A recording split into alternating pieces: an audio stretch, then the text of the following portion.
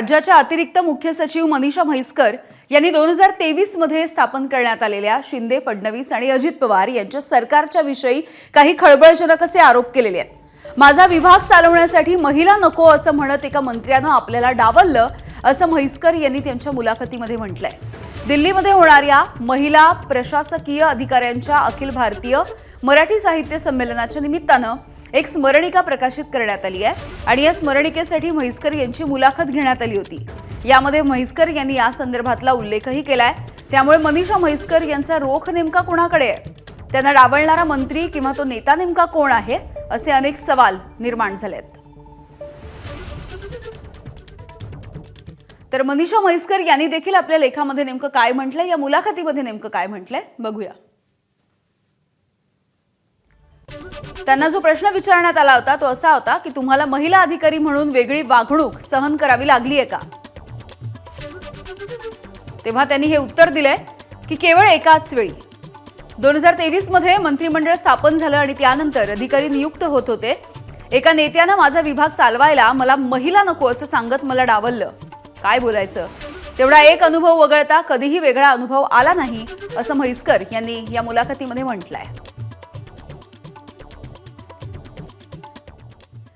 दरम्यान ही म्हैसकर यांची मुलाखत छापून आली आणि यानंतर देखील राजकीय नेत्यांनी यावरती काय प्रतिक्रिया दिली आहे बघूया।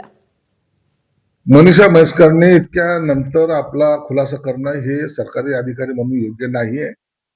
एखाद्या मंत्रालयामध्ये कोण सचिव असावा कोण नसावा हा मंत्र्याचा अधिकार असतो। म्हणून आता जरी मंत्रालयात पाहिलं तर बहुतेक महिला या मंत्रालयात काम करतात। म्हणून एखाद्या महिलावर अन्याय करण्यासाठी हे वक्तव्य केलं असं म्हणणं सुद्धा गैर आहे।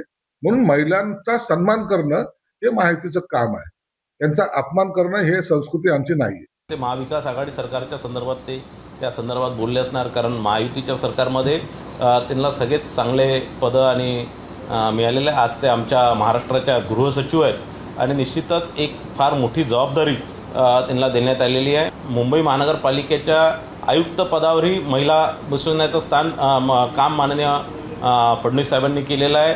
तसंच महाराष्ट्राच्या पहिल्या महिला डीजी रश्मी शुक्लांनाही त्या जागेवर बसवण्याचं काम माननीय फडणवीस साहेबांनी केलेलं आहे। महिलांना या महाराष्ट्रामध्ये अग्रस्थानी ठेवण्याचं काम फडणवीस साहेब सातत्याने करत आहेत। मला मनीषाताईंना विनंती करायची की एखादा व्यक्ती बोलला असेल तर निश्चितपणे तपास करून त्याबद्दल कारवाई केली जाईल, त्याबद्दल देवेंद्रजी निश्चितपणे लक्ष घालतील।